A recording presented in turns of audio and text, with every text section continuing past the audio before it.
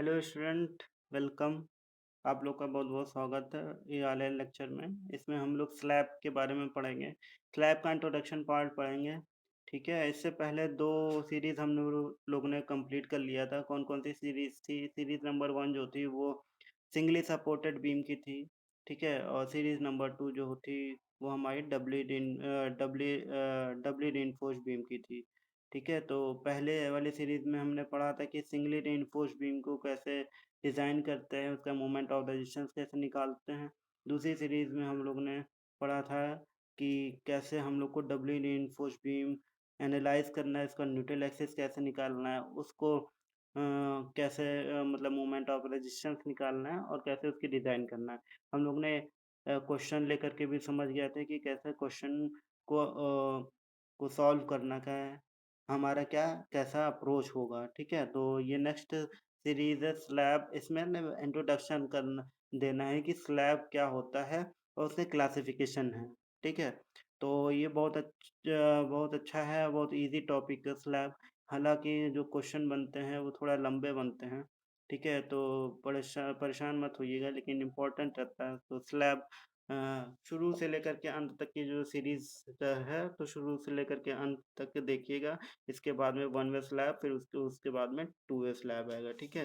और एक रिक्वेस्ट है कि अगर आप लोग ने सिंगली रिइंफोर्स्ड बीम और डबली रिइंफोर्स्ड बीम नहीं पढ़ा है, तो उसको पढ़ लीजिएगा, क्योंकि इसका स्लैब का जो डिज़ाइन होता है वो बीम के ही अकॉर्डिंग होता है। तो इसलिए जो बीम का क्लियर रहेगा तो स्लैब का भी क्लियर हो जाएगा। ठीक है? तो हम लोग अपनी टॉपिक पे आते हैं स्लैब। स्लैब क्या होता है? स्लैब होता है कि ये जो है वो 2 डायमेंशनल है।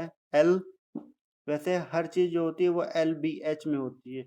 ठीक है? तो लेकिन इसमें जो हाइट होती है, जो थिकनेस होती है स्लैब की बहुत ज़्यादा स्मॉल होती है, तो इसको क्या बोलते हैं कि ये 2 डायमेंशनल होता है, ठीक है? 2 डायमेंशनल या प्लेनर एलिमेंट इसको बोलते हैं, ठीक है? दूस अ, दूसरा क्या है कि स्लैब में क्या होता है कि ये हर तरीके के स्ट्रक्चर में यूज़ किया जाता है, जैसे फ्लोर में और रूफ कवरिंग में। मतलब स्लैब की डिज़ाइन कहाँ होती है? रूफ कवरिंग में होती है, फ्लोर्स में होती है। तो वहाँ पे स्लैब की डिज़ाइन किया जाता है और थिकनेस बहुत, जैसे मैंने बताया, थिकनेस बहुत छोटी होती है लेंथ और ब्रेड्थ के हिसाब से, ठीक है? क्लासिफ़िकेशन कैसे किया जाता है स्लैब का? स्लैब का क्लासिफ़िकेशन किया जाता है उसको L Y by L X के रेशियो के according. L Y by L X का रेशियो क्या है? एल वाई क्या है? लेंथ ऑफ लॉन्गर स्पैन, और एल एक्स क्या है? Length of shorter span. अब एल वाई, अब जैसे कोई भी दिया जा सकता है, तो उसमें दिया जा सकता है 3 इंटू 7, तो ये हमारा शॉर्टर हुआ, तो ये एल एक्स हो जाएगा और ये एल वाई हो जाएगा। अगर उल्टा दे दिया गया है तो इसका मतलब ये नहीं है कि ये एल एक्स हो जाएगा, ये वाई हो जाएगा। किसी भी तरीके से दिया जाए, जो ज़्यादा होगा वही हमारा एल वाई होगा और जो कम होगा वही हमारा एल एक्स होगा। तो L Y by L X के रेशियो के अकॉर्डिंग हमने जो है इसका क्लासिफिकेशन किया है। कितने टाइप में? 2 टाइप में, वन वे स्लैब और टू वे स्लैब। फिर वन वे स्लैब की केस स्टडी करते हैं, तो वन वे स्लैब में क्या हम लोग ने पढ़ा है कि अगर L Y by L X है, length of longer span upon length of shorter span 2 या 2 से ज़्यादा है, ठीक है? 2 है या इक्वल टू 2 है या ग्रेटर देन 2 है, तो उसको क्या बोलते हैं? One way slab. अब क्योंकि ये वन वे स्लैब है, इसीलिए ये एक डायरेक्शन में बढ़ता हुआ नज़र आएगा, तो इसीलिए नाम क्या होता है इसका? Slab spanning in one direction. ठीक है? दू तीसरा पॉइंट क्या है? तीसरा पॉइंट क्या है कि इसको बोलते हैं कि बेंडिंग जो होती है, वो इसके शॉर्टर स्पैन के अलोंग होती है। वो कौन से स्पैन के अलोंग होती है? शॉर्टर स्पैन मतलब एल-एक्स के अलोंग होती है। तो इसलिए जो मेन रिइंफोर्समेंट प्लेस किया जाएगा, वो अराउंड शॉर्टर स्पैन किया जाएगा। ठीक है? अब टू वे स्लैब के बारे में बात करते हैं, तो टू वे स्लैब में क्या हुआ कि L Y by L X का रेशियो जो है वो 2 से छोटा है, तो उसको क्या बोलेंगे? Two way slab. इसका, जैसे इसका नाम था, वन वे डायरेक्शन में स्पेन कर रहा था, स्पेनिंग इन वन डायरेक्शन नाम दे दिया गया था। वैसे इसका दो डायरेक्शन में स्पेन करेगा, तो इसलिए इसका नाम है slab spanning in two direction. अब दोनों डायरेक्शन में bending take place in both direction, इसमें जो होती है बेंडिंग दोनों डायरेक्शन में प्ले होती है, इसलिए जो है वो मेन रिइंफोर्समेंट को दोनों ही डायरेक्शन में प्रोवाइड करते हैं, दोनों ही डायरेक्शन में उसको डालते हैं मेन रिइंफोर्समेंट को।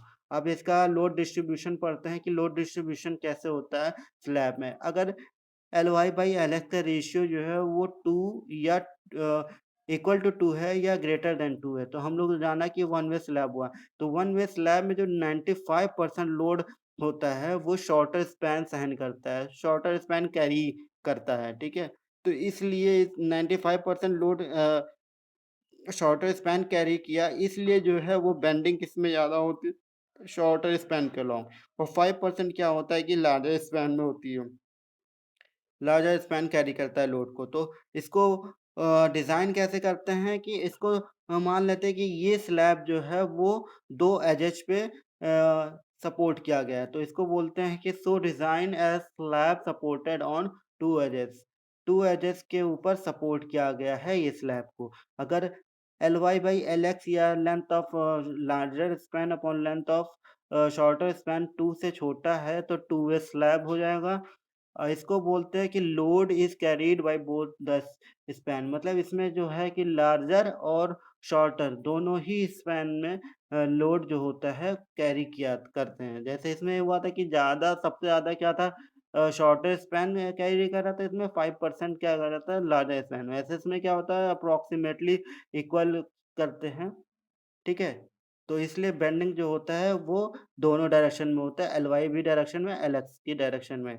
अब जैसे ये समझाने के लिए क्या हुआ कि एल-वाई बाई एल-एक्स, तो इसमें क्या हुआ बेंडिंग क्योंकि ये जो है वो सबसे ज़्यादा वो होगा 95% तक की लोड सहन करता है, कैरी करता है, इसलिए बेंडिंग इसमें ज़्यादा होगी। तो ये बेंडिंग का डायग्राम होगा अलोंग शॉर्टर स्पैन, ये बेंडिंग का डायग्राम अलोंग शॉर्टर स्पैन, ठीक है?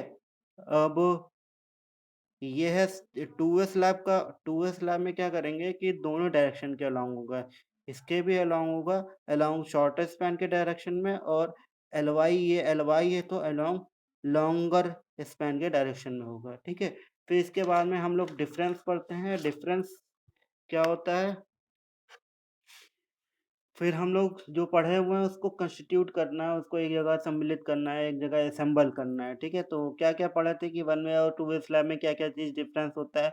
तो पहला डिफरेंस जो होता है उसको लार्जर स्पैन अपॉन ल शॉर्टर स्पैन की लेंथ में होता है। अगर Ly/Lx का रेशियो 2 या 2 से ज़्यादा है तो वो वन वे स्लैब है, अगर 2 से छोटा है, 2 से Ly/Lx का रेशियो जो है वो 2 से छोटा है तो टू वे स्लैब है। इसमें क्योंकि बेंडिंग एक ही डायरेक्शन में होता है, बेंडिंग एक ही डायरेक्शन में होता है, इसलिए मेन स्टील जो होती है वो एक ही डायरेक्शन में प्लेस की जाती है। कौन से डायरेक्शन में? शॉर्टर स्पैन में। इसमें क्योंकि बेंडिंग दोनों डायरेक्शन में होता है, शॉर्टर एंड लार्जर दोनों लॉन्गर दोनों ही डायरेक्शन में बेंडिंग होता है, इसलिए दोनों ही डायरेक्शन में मेन स्टील प्लेस की जाती है। ठीक है? अब तीसरा क्या है कि इसमें जो होगा क्योंकि एक ही डायरेक्शन में वो होता है, लोड ज़्यादा कैरी करता है, इसी वजह से जो होता है बेंडिंग मोमेंट ज़्यादा जनरेट होता है, इसलिए बेंडिंग मोमेंट को रेजिस्ट करने के लिए डेप्थ इसमें ज़्यादा रखते हैं। अब क्योंकि इसमें दोनों डायरेक्शन में लिया जाता है, दोनों डायरेक्शन में लोड कैरी किया जाता है, ठीक है? तो इसलिए इसकी जो है बेंडिंग दोनों ही डायरेक्शन में होगी, या तो इसलिए जो होता है इसमें डेप्थ जो होता है वो लेस रखते हैं, कम रखते हैं। अब क्योंकि डेप्थ ज़्यादा रखे तो इसमें मटेरियल ज़्यादा होगी, ज़्यादा कंक्रीट, ज़्यादा स्टील ज़्यादा यूज़ होगा। तो इसलिए क्या हो जाएगा, ये इकोनॉमिकल कम इकोनॉमिकल होता है, लेस इकोनॉमिकल होता है, और ये ज़्यादा इकोनॉमिकल होता है। ठीक है? तो ये हो गया था इंट्रोडक्शन पार्ट, या इसको बोल सकते हैं one way slab versus two way slab. One way slab और टू वे स्लैब में क्या-क्या डिफरेंस होता है उसके बारे में हो गया। अब इसके बारे में हम लोग वन वे स्लैब के बारे में पढ़ेंगे कि वन वे स्लैब रिकमेंडेशन क्या होता है, उसका डिज़ाइन क्या होता है, ठीक है? और फिर इसके बाद में टू वे स्लैब के बारे में पढ़ेंगे। होप आप लोगों को समझ में आया होगा, और पूरा-पूरा लेक्चर देखा करिए, आधे में छोड़ कर के मत जाया करिए। और जिनका बीम नहीं कंप्लीट हुआ है, सिंगली और डबली दोनों डबली रिइंफोर्स्ड बीम दोनों ही नहीं कंप्लीट हुआ है, वो देख सकते हैं, और ऐसे ही वीडियोस को देखते रहिए, और हो सके तो सब्सक्राइब भी कर लीजिए, इससे पता चल जाएगा कि कौन-सा वीडियो कब आ रहा है, ठीक है? अपना ख़्याल रखिए, बाय।